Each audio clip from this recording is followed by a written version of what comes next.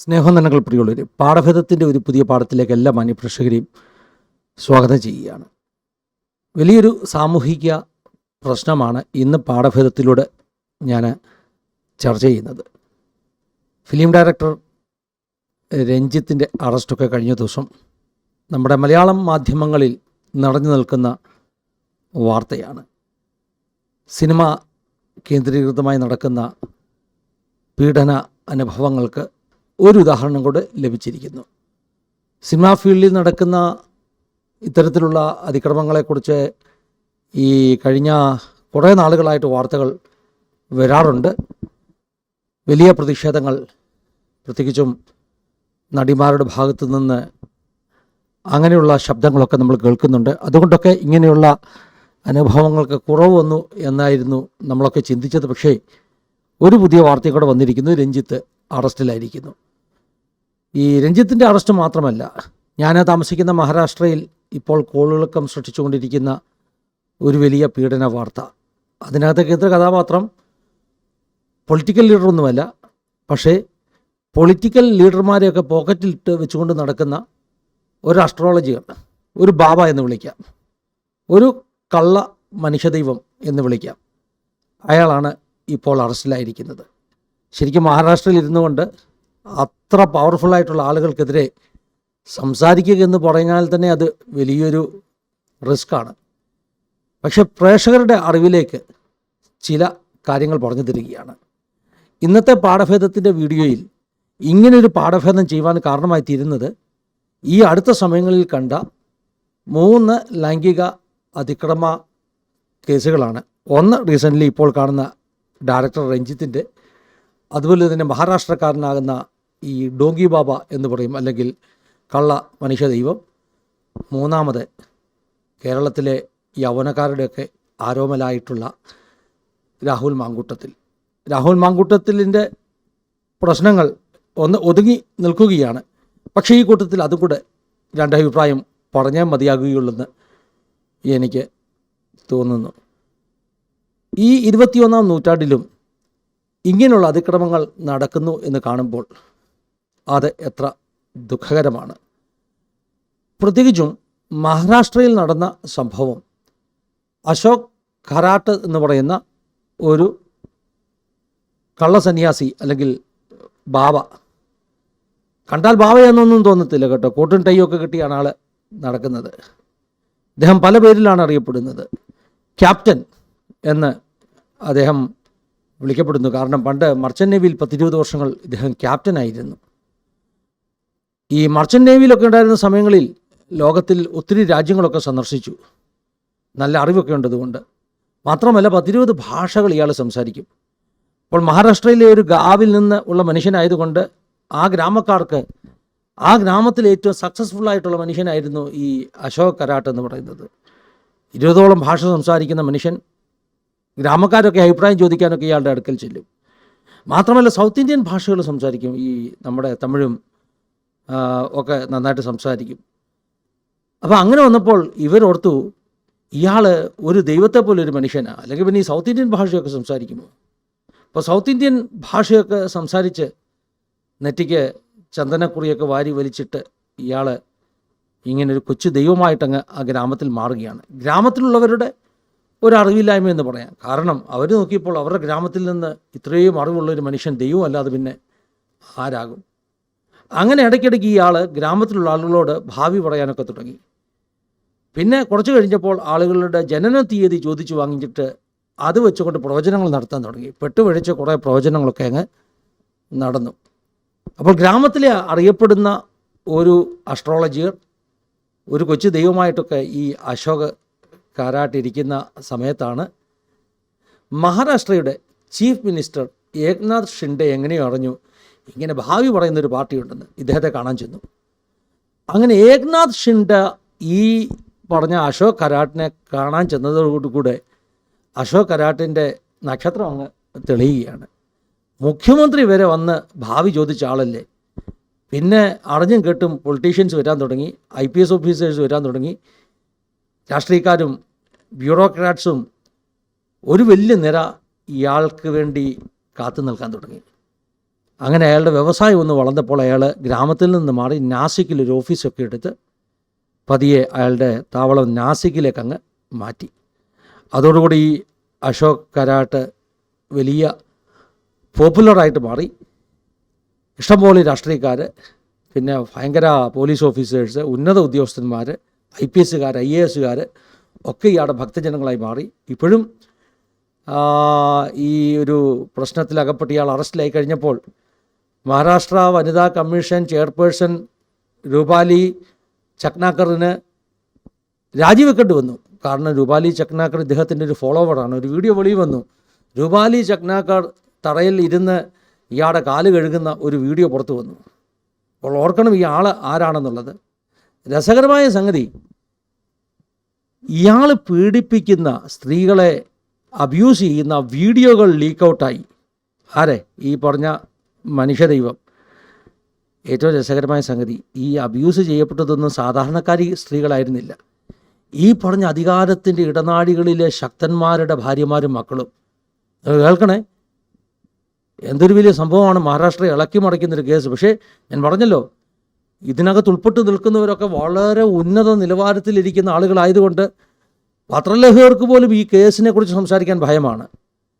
ഇനിയും പോലീസുകാർക്ക് ഈ കേസ് അന്വേഷിക്കാൻ പോലും ഭയമാണ്. കാരണം അത്രയധികം നമുക്കൊക്കെ ഇമാജിൻ ചെയ്യാൻ പറ്റുന്നതിനപ്പുറമായിട്ടുള്ള അധികാര കേന്ദ്രങ്ങൾക്കകത്താണ് ഇയാളുടെ വിത്ത് വിതച്ചിട്ടുള്ളത്. സംഭവിച്ചത് പോലീസുകാർ പോലും ഈ പറഞ്ഞ അശോക് കാരാട്ടിൻ്റെ അടുക്കൽ വരും. എന്തിനാന്ന് ചോദിച്ചാൽ, ഈ ജന്മതീയതിയൊക്കെ കൊടുത്തിട്ട് പ്രൊമോഷൻ എന്ത് കിട്ടും? ജന്മതീയതി കൊടുക്കുന്ന പോട്ട് കേസുകളുടെ FIR നമ്പർ കൊണ്ട് കൊടുത്തിട്ട് ഈ പ്രതിയെ അറസ്റ്റ് ചെയ്യാൻ സഹായിക്കണമെന്ന് പറഞ്ഞ് വരെ ഈ അശോക് എന്ന് പറയുന്ന മനുഷ്യദൈവത്തിൻ്റെ അടുക്ക് വന്നു. അതായത് FIR നമ്പർ കൊടുത്തിട്ട് കേസ് തെളിയിക്കാൻ സഹായിക്കണമെന്ന്. പണ്ട് നമ്മുടെ അലക്സാണ്ടർ ജേക്കബ് സാർ പറഞ്ഞില്ലേ, പുള്ളി ഈ കുട്ടിച്ചാത്തനെ കൊണ്ട് കേസ് തെളിയിച്ചെന്ന്. അങ്ങനെയുള്ള മണ്ടന്മാർ ഈ കുട്ടിച്ചാത്തനെ കൊണ്ട് കേസ് തെളിയിക്കാൻ പോകുന്ന ജ്യോതിഷക്കാരുടെ മുമ്പിൽ FIR നമ്പർ കൊണ്ടുപോകുന്ന അലക്സാണ്ടർ ജേക്കബിനെ പോലെയുള്ള അന്ധവിശ്വാസികൾ മഹാരാഷ്ട്ര പോലീസിലും ഇഷ്ടം പോലെയുണ്ട്. അങ്ങനെ പോലീസുകാർ, IPS, IAS, മന്ത്രി, ഇങ്ങനെയുള്ള വലിയ ആളുകൾ, വലിയ ബിസിനസ്സുകാരൊക്കെ ഇദ്ദേഹത്തിൻ്റെ ഇടയ്ക്കൽ ഈ ജന്മദിന ഡേറ്റും FIR നമ്പറുമായിട്ടൊക്കെ വന്ന് ക്യൂ നിൽക്കുകയാണ്. ഇയാൾ കുറേ പ്രവചനമൊക്കെ പറഞ്ഞു, ഇന്ന ദിവസം ഈ കേസ് തെളിയിക്കപ്പെടും, അല്ലെങ്കിൽ പ്രൊമോഷൻ ഇപ്പം കിട്ടും. ആളുകൾക്കൊക്കെ അങ്ങ് വിശ്വാസമായി കേട്ടോ. അങ്ങനെ പടിപടിയായിട്ട് ഈ വലിയ ഞാൻ മുമ്പ് പറഞ്ഞ പോലെ അധികാരത്തിൻ്റെ ഇടനാഴിയിലിരിക്കുന്ന വലിയ പവർഫുൾ ആളുകൾക്ക് വലിയ ഇൻസെക്യൂരിറ്റിയാണ്. കാരണം അടുത്ത പ്രാവശ്യം ഇലക്ഷന് ജയിക്കുമോ, ശത്രുക്കൾ ഒത്തിരിയുണ്ട്. അപ്പോൾ അവരെന്ത് ചെയ്യുന്നറിയാമോ, അവർക്കിങ്ങനെ ശത്രുവിനെ മാറ്റുവാൻ വേണ്ടി ആഭിചാരക്രിയകൾ ചെയ്യണം. ഇയാളൊരു ചെറിയ ബ്ലാക്ക് മാജിക്കോട് ചെയ്യുന്ന ആളായിട്ട് അങ്ങ് മാറി. അപ്പോൾ അങ്ങനെ ആഭിചാരക്രിയകൾക്ക് വേണ്ടി ഇയാളെ സമീപിക്കും. അങ്ങനെ വരുമ്പോൾ ഇയാളുടെ കുടുംബാംഗങ്ങളെ അങ്ങോട്ട് പറഞ്ഞു വിടും. ഭർത്താക്കന്മാർക്ക് തിരക്കുള്ളപ്പോൾ ഭാര്യമാരെ അങ്ങോട്ട് പറഞ്ഞു വിടും. അങ്ങനെ പറഞ്ഞു വിടുന്ന ഭാര്യമാരെ, കുട്ടികളെ, മക്കളെയൊക്കെ ഈ മനുഷ്യൻ പല വിധത്തിൽ അബ്യൂസ് ചെയ്യാൻ തുടങ്ങി. ആദ്യമൊക്കെ എന്തൊക്കെയോ പിന്നെ പ്രസാദം എന്ന പേരിൽ എന്തൊക്കെയോ കഴിപ്പിച്ച് ഇവരെ ബോധം കെടുത്തി ദുരുപയോഗം ചെയ്ത ശേഷം അതിൻ്റെ വീഡിയോ എടുത്തിട്ട് ഈ സ്ത്രീകളെ കാണിച്ചിട്ട് പറഞ്ഞു, ഞാനിപ്പോൾ ഇത് പുറത്തു വിടാൻ പോവുക എന്ന് പറഞ്ഞ് ബ്ലാക്ക് മെയിൽ ചെയ്യാൻ തുടങ്ങി. അവസാനം ഈ സ്ത്രീകളെയൊക്കെ ഇദ്ദേഹത്തിൻ്റെ അടിമകളാക്കി മാറ്റി. 150 160 വലിയ ഈ പറഞ്ഞ കുടുംബങ്ങളിലെ സ്ത്രീകളുണ്ടെന്നാണ് പറയുന്നത്. അങ്ങനെ ഏതാണ്ട് 58 വീഡിയോസ്, ഇദ്ദേഹത്തിൻ്റെ പെൻഡ്രൈവിൽ നിന്ന് 58 വീഡിയോസ് മഹാരാഷ്ട്ര പോലീസിൻ്റെ കയ്യിൽ കിട്ടിയിരിക്കുന്നു. പോലീസിന് ഭയമാണ്. കാരണം ഈ വീഡിയോയിൽ കാണുന്ന സ്ത്രീകളൊക്കെ വളരെ ഉന്നതരാകുന്ന, വളരെ ഇൻഫ്ലുവൻഷ്യൽ, പവർഫുൾ ആകുന്ന ആളുകളാണ്. അപ്പം നിങ്ങൾ മനസ്സിലാക്കണം ഇന്ത്യയിൽ എന്താ സംഭവിച്ചുകൊണ്ടിരിക്കുന്നത്. ഈ പറഞ്ഞ തലയ്ക്കകത്ത് തലച്ചോറിന് പകരം പണ്ടൊക്കെ നമ്മൾ കളിമണ്ണെന്ന് പറയുമായിരുന്നു, ഇപ്പം ചാണകമാണ് നിറച്ചു വെച്ചിരിക്കുന്നത്. ഈ ചാണകം നിറഞ്ഞിരിക്കുന്ന അന്ധഭക്തർ, അന്ധവിശ്വാസികൾ, അവരിങ്ങനെയുള്ള ബാബാമാരെ പ്രൊമോട്ട് ചെയ്ത്, എനിക്ക് തോന്നുന്നു ഇതിൽ പരം മണ്ടത്തരം. ഇതൊന്നും സാധാരണ ആളുകളല്ല, എഴുത്തോ വിദ്യാഭ്യാസമോ ഇല്ലാത്ത ആരെങ്കിലുമാണോ? ഭരിക്കുന്ന ഭരണകേന്ദ്രത്തിലുള്ള ഇന്ത്യയിലെ സിവിൽ സർവീസൊക്കെ ക്ലിയർ ചെയ്യണമെങ്കിൽ ചെറിയ ബുദ്ധിയൊന്നും പോരല്ലോ. അങ്ങനെ ബുദ്ധിയുള്ള ബുദ്ധിരാക്ഷസന്മാരാണ് ഈ പറഞ്ഞ ഡോങ്കി ബാവയുടെ അടിമകളായിട്ട് മാറിയിരിക്കുന്നത്. ഒരിക്കൽ ബ്ലാക്ക് മെയിലിങ് തുടങ്ങിക്കഴിഞ്ഞാലോ ഇവർക്കിനി മിണ്ടാനൊക്കത്തില്ല. കാരണം എത്ര പവർഫുൾ ആണെങ്കിലും അധികാരമുള്ളവരാണെങ്കിലും ഇത് ആക്കാനൊക്കത്തില്ല. കാരണം ഈ ബാവ വെളി വന്നു കഴിഞ്ഞാൽ ഇവരുടെ എല്ലാം കുടുംബത്തിൻ്റെ നാണം പോകുന്നുള്ളത് കൊണ്ട് ഇവരെല്ലാം അടിമകളായിട്ട് കഴിയുകയായിരുന്നു. പിന്നെ അങ്ങനെ ഈ കേസ് പൊങ്ങി വന്നത്. ഇത്ര പവർഫുള്ളായിട്ടുള്ളൊരു ബാബ, ആളുകൾ തൊടാൻ പേടിക്കുന്ന ബാബ, പോലീസ് ഓഫീസേഴ്സ് വരെ ഇൻവോൾവ് ആയിട്ടുള്ള, ഫോളോവേഴ്സായിട്ടുള്ള, ഭക്തന്മാരായിട്ടുള്ളൊരു ബാവ. പിന്നെ എങ്ങനെ ഇയാൾ പൊങ്ങിയത്? ഒരു ചെറിയ അബദ്ധം പറ്റിയത്. അബദ്ധം എന്ന് പറഞ്ഞാൽ ബാവയ്ക്ക് പറ്റിയ അബദ്ധമല്ല, ബാവയുടെ ഒരു അനുയായി ഉണ്ടായിരുന്നു. പുള്ളി നോക്കിയപ്പോൾ ബാവ ഇതുപോലെ ഇഷ്ടം പോലെ ബ്ലാക്ക് മെയിൽ ചെയ്ത് പണവും മറ്റും പലതും കരസ്ഥമാക്കുന്നു. ഇവനെ ഓർത്തു എനിക്കും ഇതേ പരിപാടി തുടരാമെന്ന്. ബാവയുടെ 1-2 വീഡിയോ പുള്ളി കോപ്പി ചെയ്തെടുത്തു. അതായത് ബാവയുടെ ഈ പറഞ്ഞ അഭ്യാസങ്ങളുടെ വീഡിയോ ഇദ്ദേഹത്തിൻ്റെ ഒരു അസിസ്റ്റൻ്റ്, ഓഫീസ് സ്റ്റാഫ് രഹസ്യമായിട്ട് എടുത്തിട്ട് ഈ കൂട്ടത്തിലുള്ള ഒരു പെൺകുട്ടിയുടെ മൊബൈലിലേക്ക് അയച്ചു കൊടുത്തു. എന്നിട്ട് പറഞ്ഞു, നോക്കെ നിൻ്റെ വീഡിയോ എൻ്റെ കയ്യിലുണ്ട്, നീ എനിക്ക് ഇത്ര ലക്ഷം രൂപ തരണം എന്നൊക്കെ പറഞ്ഞ് ബ്ലാക്ക് മെയിൽ ചെയ്യാൻ തുടങ്ങി. ആദ്യം ആ പെൺകുട്ടി പ്രതികരിച്ചില്ല. എന്നാൽ പിന്നീട് ഒരിക്കൽ നാസിക്കിൽ ഒരു അമ്പലത്തിൽ ഈ പെൺകുട്ടി വന്നപ്പോൾ ഈ ചെറുപ്പക്കാരൻ നേരിട്ട് ചെന്ന പെൺകുട്ടിയെ വീഡിയോ കാണിച്ചിട്ട് പറഞ്ഞു, നോക്കെ നിൻ്റെ വീഡിയോ എല്ലാം എൻ്റെ കയ്യിലുണ്ട്, നടക്കുന്ന സംഭവങ്ങളൊക്കെ എനിക്കറിയാം. അവൻ ഇവളെ ബ്ലാക്ക് മെയിൽ ചെയ്യാൻ തുടങ്ങിയപ്പോൾ, അവൾ വളരെ പവർഫുള്ളായിട്ടുള്ള ഒരു കുടുംബത്തിൽ നിന്നുള്ള ഒരു പെണ്ണാണ്. അവൾ നാസിക് പോലീസിൽ പോയി കേസ് കൊടുത്തു.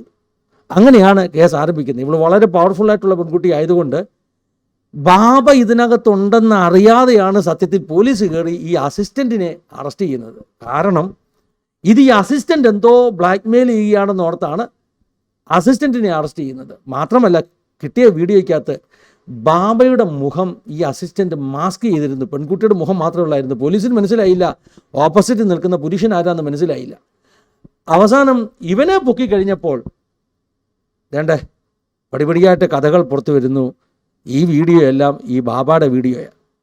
അങ്ങനെ ഒരു ദിവസം രാത്രി ചില സത്യസന്ധരായ പോലീസുകാർ, അതായത് ഇതിലൊന്നും ഇൻവോൾവ് ആകാത്ത ചില പോലീസുകാർ അർദ്ധരാത്രിക്ക് ബാബയുടെ വീട് റെയ്ഡ് ചെയ്യുന്നു. എളുപ്പമല്ല കേട്ടോ, വലിയ ഇൻഫ്ലുവൻഷ്യലായിട്ടുള്ള ആളാണ്. ഈ പോലീസുകാർ വലിയ ബുദ്ധി കാണിച്ചു. പോലീസുകാർ ആദ്യം അർദ്ധരാത്രിക്ക് ഈ വീട് വളഞ്ഞിട്ട് അവർ അലച്ചു പോകാൻ തുടങ്ങി. കള്ളൻ കള്ളൻ കള്ളൻ എന്ന് അലച്ചു പോകാൻ തുടങ്ങി. അപ്പോഴത്തേക്ക് നാട്ടുകാരെല്ലാം ഓടി വന്നു. അപ്പോൾ ഏതോ കള്ളനെ പിടിക്കാൻ വന്ന പരുവത്തിൽ, കള്ളൻ ഈ വീട്ടിൽ കയറിയിട്ടുണ്ടെന്നുള്ള പരുവത്തിൽ ഒരു അന്തരീക്ഷം ക്രിയേറ്റ് ചെയ്തിട്ട് നാട്ടുകാരെ ഒന്ന് മണ്ടന്മാരാക്കി നിർത്തിയിട്ട് ഈ പോലീസ് കയറി ബാബയെ അറസ്റ്റ് ചെയ്തു. ബാബയെ കിടക്കപ്പായെന്ന് പൊക്കിക്കൊണ്ടുപോയെന്ന്, ഉറങ്ങുമായിരുന്നു കേട്ടോ കട്ടിലേൽ, അറസ്റ്റ് ചെയ്തു. ബാബയുടെ മുറിയെല്ലാം ചെക്ക് ചെയ്തപ്പോൾ ബാബയുടെ ലാപ്ടോപ്പിൽ നിന്നും പെൻഡ്രൈവിൽ നിന്നും 58 വീഡിയോ കിട്ടുകയാണ്. പറഞ്ഞാൽ ഈ 58 വീഡിയോയും സാധാരണക്കാരുടെ ഒന്നുമല്ല. ബാബ ബ്ലാക്ക് മെയിൽ ചെയ്തുകൊണ്ടിരിക്കുന്ന വളരെ ഉന്നതന്മാരായ ആളുകളുടെ വീഡിയോ ആണ്. ഇന്ത്യയുടെ ചരിത്രത്തിൽ ഇങ്ങനെ ഒരു ബാബ, ഇന്ത്യയുടെ ചരിത്രത്തിൽ ഇങ്ങനെ ഈ ഉന്നതന്മാരെ പീഡിപ്പിച്ചിട്ട് ബ്ലാക്ക് മെയിൽ ചെയ്തൊരു ബാബ ഉണ്ടായിട്ടുണ്ടോയെന്ന് അറിയത്ത് പോലുമില്ല. എന്താണെങ്കിലും ശ്രദ്ധിക്കണം, മഹാരാഷ്ട്ര വനിതാ കമ്മീഷൻ്റെ ചെയർപേഴ്സണാണ് ബാബയുടെ കാല് കഴുകുന്നത്. അത്രയ്ക്ക് ഇൻഫ്ലുവൻഷ്യലാണ്. അവസാനം ഈ രൂപാലി ചക്നാക്കർ വനിതാ കമ്മീഷൻ ചെയർപേഴ്സൺ രാജിവെക്കേണ്ടി വന്നു.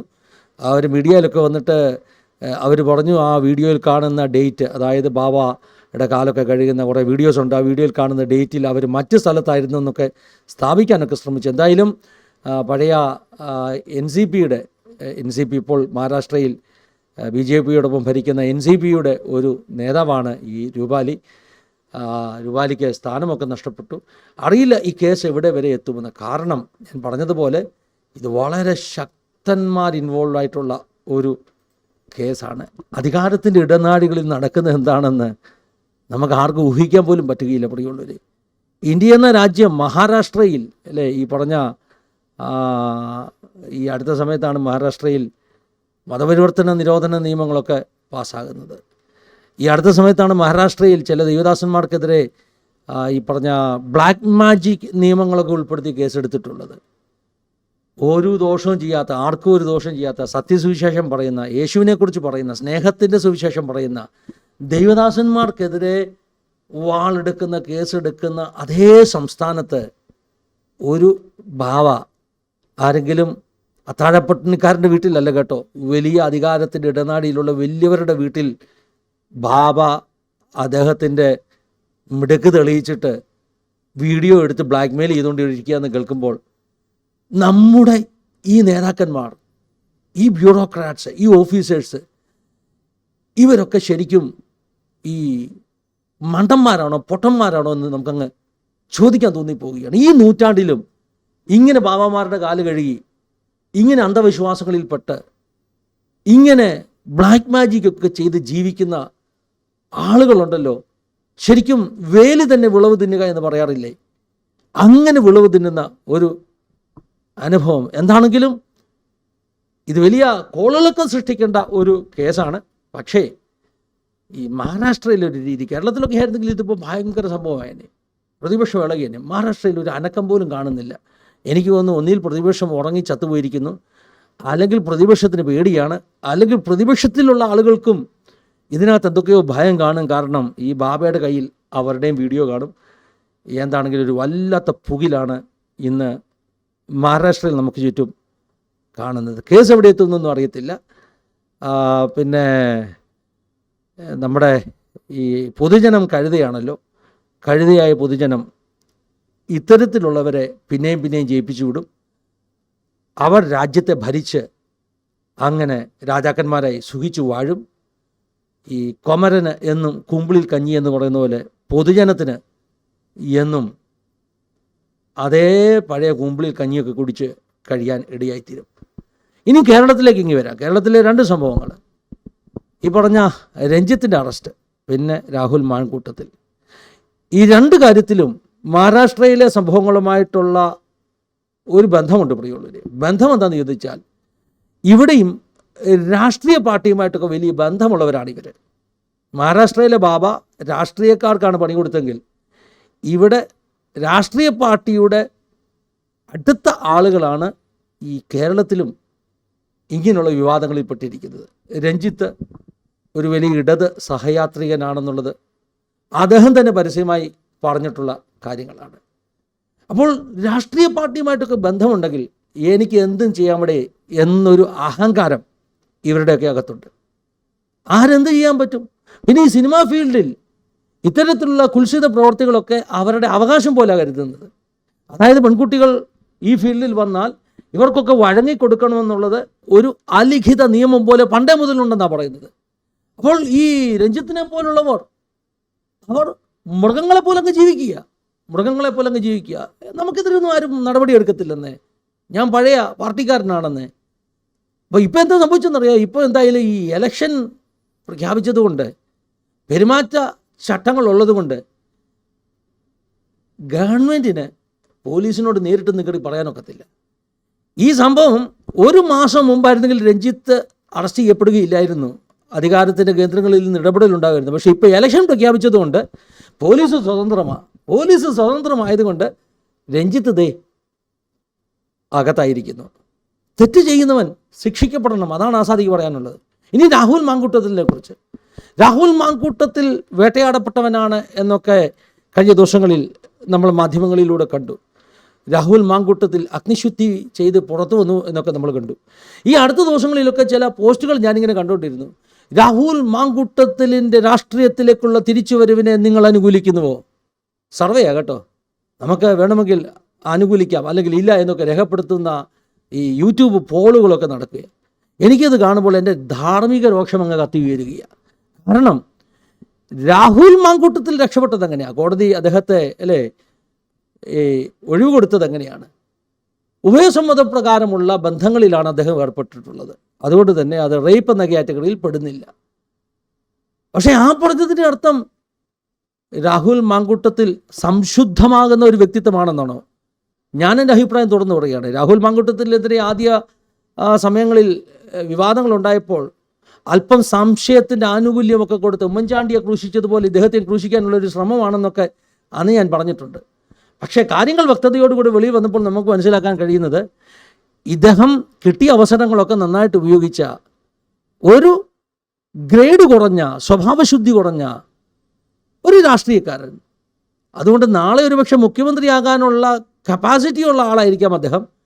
പക്ഷേ അദ്ദേഹത്തിൻ്റെ ജീവിതത്തിൻ്റെ സംശുദ്ധിയുടെ അളവെടുക്കുകയാണെങ്കിൽ, അല്ലെങ്കിൽ അദ്ദേഹത്തിൻ്റെ എത്തിക്കൽ സൈഡിൻ്റെ അളവെടുക്കുകയാണെങ്കിൽ എന്നെപ്പോലൊരാൾ പറയാൻ പറ്റും, എന്നെപ്പോലൊരാൾക്ക് രാഹുൽ മാങ്കൂട്ടത്തിൻ്റെ ജീവിതശൈലിയുള്ള ഒരാളിനെ സപ്പോർട്ട് ചെയ്യുവാൻ കഴിയില്ല. ആധുനിക ലോകത്തെ, സെക്കുലറിസമൊക്കെ വളർന്നു നിൽക്കുന്ന ലോകത്തെ അതൊരു തെറ്റായിരിക്കില്ല, പാപമായിരിക്കില്ല. അല്ല എങ്കിൽ അങ്ങനെയുള്ള ബന്ധങ്ങൾ ഒക്കെയാണെന്ന് പറയുന്ന ലോകത്താണ് നമ്മൾ ജീവിക്കുന്നത്. അതുകൊണ്ടാണ് ആളുകൾ ചോദിക്കുന്നത്, അത്രയേ ഉള്ളല്ലോ, അതിനെന്താ കുഴപ്പം? ഈ പറയുന്ന പല രാഷ്ട്രീയക്കാരും അങ്ങനെയൊക്കെയല്ലേ എന്ന് ചോദിക്കുന്നത്. പക്ഷേ പണ്ടത്തെ ഒരു പഴഞ്ചൊല്ലാണ്, സീസറുടെ ഭാര്യ സംശുദ്ധിയായിരിക്കണം. ഇതുപോലെ തന്നെ പറയുകയാണ്, ജനാധിപത്യത്തിലെ ഓരോ ആളുകളും അവരുടെ വ്യക്തി ജീവിതത്തിൽ സംശുദ്ധി ഉള്ളവരായിരിക്കണം. അത് ജനം ഡിമാൻഡ് ചെയ്യുന്നവരാണ്. രാഹുലിനെ കോടതി വെറുതെ വിട്ടാലും എന്നെപ്പോലുള്ളവരുടെ മനസാക്ഷിയുടെ കോടതി അദ്ദേഹത്തെക്കുറിച്ച് കാണുന്നത് ജീവിതത്തിൽ ഡിസിപ്ലിൻഡ് അല്ലാത്ത ലൈഫ് സ്റ്റൈൽ നയിക്കുന്ന ഒരു ചെറുപ്പക്കാരൻ. വേദോസത്തിലൊരു വാക്യമുണ്ട്, വെള്ളം പോലെ തുളുമ്പുന്നവനെ നീ ഉന്നതനാകുകയില്ല. രൂപനെക്കുറിച്ച് പറയുന്ന വാക്യമാണ്. രൂപൻ്റെ അപ്പൻ രൂപനെ അനുഗ്രഹിക്കുമ്പോൾ പറയുന്ന വാക്യം, അനുഗ്രഹം ശാപം പോലെയാണ് പറയുന്നത്. വെള്ളം പോലെ തുളുമ്പുന്നവനെ നീ ശ്രേഷ്ഠനാകുകയില്ല. വെള്ളം പോലെ തുളുമ്പുക എന്ന് പറഞ്ഞാൽ എന്താ? ഇമോഷണൽ ലൈഫിൽ കൺട്രോൾ ഇല്ലാത്തവൻ ജീവിതത്തിൽ ശ്രേഷ്ഠനാകുകയില്ല എന്ന അർത്ഥം. അതുകൊണ്ട് രാഹുൽ മാങ്കൂട്ടത്തിനെ കുറിച്ചുമുള്ള എൻ്റെ അഭിപ്രായം, അധികാരത്തിൻ്റെ ശക്തിയും അനുയായികളുമൊക്കെ ഒത്തിരി ഉണ്ട്. പക്ഷേ ജീവിതത്തിൽ വെള്ളം പോലെ തുളുമ്പുന്ന ഇമോഷണൽ ലൈഫിൽ ഡിസിപ്ലിൻ ഇല്ലാത്ത ലൈഫ് സ്റ്റൈൽ നയിക്കുന്നവർക്ക് ഒരിക്കലും ഉന്നതരാകാൻ പറ്റുകയില്ല. ഈ പാഠം കേവലം മഹാരാഷ്ട്രയിലെ ബാബയ്ക്കും ഡയറക്ടർ രഞ്ജിത്തിനും പൊളിറ്റീഷ്യൻ രാഹുൽ മാങ്കൂട്ടത്തിനെ മാത്രം ബാധിക്കുന്നതല്ല, ഓരോ മനുഷ്യനെ ബാധിക്കുന്ന ഒരു പാഠമാണ് പറഞ്ഞു തരുന്നത്. വെള്ളം പോലെ തുളുമ്പുന്ന ലൈഫ് സ്റ്റൈലാണ് നയിക്കുന്നതെങ്കിൽ, ഇമോഷണൽ ലൈഫിൽ കൺട്രോൾ ഇല്ലാത്ത ഒരു ജീവിതശൈലിയാണ് നയിക്കുന്നതെങ്കിൽ, നിങ്ങളെക്കുറിച്ച് എത്ര വലിയ വിളിയുണ്ടെങ്കിലും, എത്ര വാഗ്ദത്തങ്ങളുണ്ടെങ്കിലും, എത്ര ടാലൻ്റ് ഉണ്ടെങ്കിലും നിങ്ങൾ ശ്രേഷ്ഠനാകുകയില്ല. പരാജയപ്പെട്ട് ചരിത്രത്തിൽ വിസ്മരിക്കപ്പെടുന്ന അവസ്ഥയുണ്ടാകും എന്ന ഒരു നല്ല പാഠം പറഞ്ഞുകൊണ്ട് ഈ പാഠഭേദയോട് അവസാനിപ്പിക്കുകയാണ്. ദൈവം സഹായിക്കട്ടെ, അനുഗ്രഹിക്കട്ടെ. God bless you all. Have A wonderful time.